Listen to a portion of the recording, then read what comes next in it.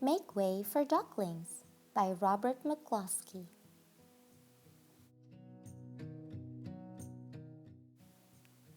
Mr. and Mrs. Mallard were looking for a place to live. But every time Mr. Mallard saw what looked like a nice place, Mrs. Mallard said it was no good. There were sure to be foxes in the woods or turtles in the water, and she was not going to raise a family where there might be foxes or turtles. So they flew on and on. When they got to Boston, they felt too tired to fly any further. There was a nice pond in the public garden with a little island on it. The very place to spend the night, quacked Mr. Mallard. So down they flopped. Next morning, they fished for their breakfast in the mud at the bottom of the pond. But they didn't find much.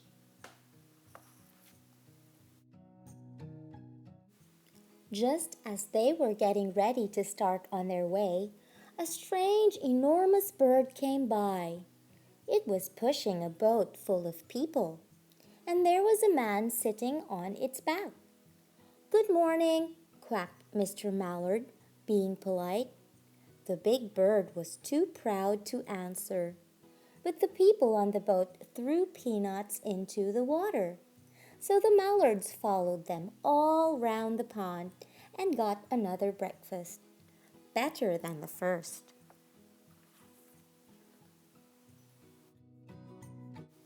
"I like this place," said Mrs. Mallard as they climbed out on the bank and waddled along. "Why don't we build a nest and raise our ducklings right in the pond? There are no foxes and no turtles, and the people feed us peanuts. What could be better?" "Good," said Mr. Mallard, delighted that at last Mrs. Mallard had found a place that suited her. But "Look out!" squawked Mrs. Mallard all of a dither. "You'll get run over." And when she got her breath, she added, "This is no place for babies. With all those horrid things rushing about, we'll have to look somewhere else." So they flew over Boston Hill and round the State House, but there was no place there.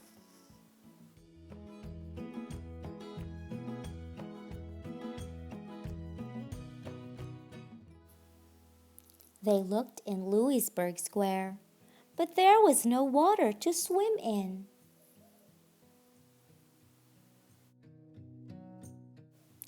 Then they flew over the Charles River. "This is better," quacked Mr. Mallard. "That island looks like a nice quiet place, and it's only a little way from the public garden." "Yes," said Mrs. Mallard, remembering the peanuts. "That looks like just the right place to hatch ducklings." So they chose a cozy spot among the bushes near the water and settled down to build their nest. And only just in time, for now they were beginning to molt. All their old wing feathers started to drop out, and they would not be able to fly again until the new ones grow in. But of course, they could swim, and one day they swam over to the park on the riverbank, and there they met a policeman called Michael. Michael fed them peanuts, and after that, the Mallards called on Michael every day. After Mrs. Mallard had laid 8 eggs in the nest, she couldn't go to visit Michael any more because she had to sit on the eggs to keep them warm. She moved off the nest only to get a drink of water, or to have her lunch, or to count the eggs and make sure they were all there. One day, the ducklings hatched out. First came Jack, then Cack, and then Lack, then Mack, and Knack, and Quack, and Pack, and Quack. Mr. and Mrs. Mallard were bursting with pride. It was a great responsibility, taking care of so many ducklings, and it kept them very busy. One day, Mr. Mallard decided he'd like to take a trip to see what the rest of the river was like further on. So off he set. "I'll meet you in a week in the public garden," he quacked over his shoulder. "Take good care of the ducklings." "Don't you worry," said Mrs. Mallard. "I know all about bringing up children." And she did. She taught them how to swim and dive. She taught them to walk in a line, to come when they were called, and to keep a safe distance from bikes and scooters and other things with wheels. When at last she felt perfectly satisfied with them, she said one morning, "Come along, children, follow me." Before you could wink an eyelash, Jack, Cack, Lack, Mack, Knack, Whack, Pack, and Quack fell into line, just as they had been taught. Mrs. Mallard led the way into the water, and they swam behind her to the opposite bank.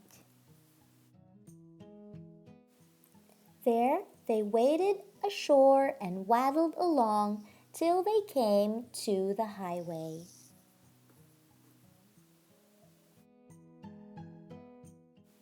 Mrs. Mallard stepped out to cross the road. "Honk, honk," went the horns on the speeding cars.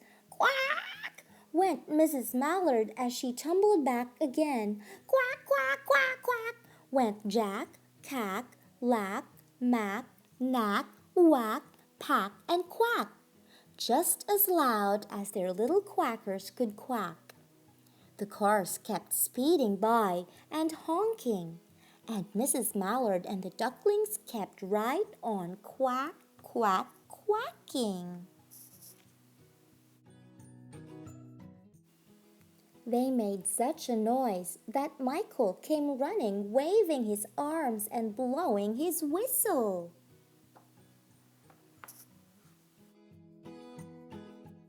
He placed himself in the center of the road, raised one hand to stop the traffic, and then beckoned with the other, the way policemen do, for Mrs. Mallard to cross over. As soon as Mrs. Mallard and the ducklings were safe on the other side and on their way down Mount Vernon Street, Michael rushed back to his police booth. He called Clancy at headquarters and said, "There's a family of ducks walking down the street." Clancy said, "Family of what?" "Ducks," yelled Michael. "Send a police car quick." Meanwhile, Mrs. Mallard had reached the corner bookshop and turned into Charles Street, with Jack, Cack, Lack, Mack, Knack, Whack, Pack, and Quack all marching in line behind her. Everyone stared. An old lady from Beacon Hill said, "Isn't it amazing?" And the man who swept the street said, "Well now, ain't that nice?" And when Mrs. Mallard heard them, she was so proud she tipped her nose in the air and walked along with an extra swing in her waddle. When they came to the corner of Beacon Street, there was the police car with 4 policemen that Clancy had sent from headquarters. The policeman held back the traffic so Mrs. Mallard and the ducklings could march across the street. Right on into the public garden.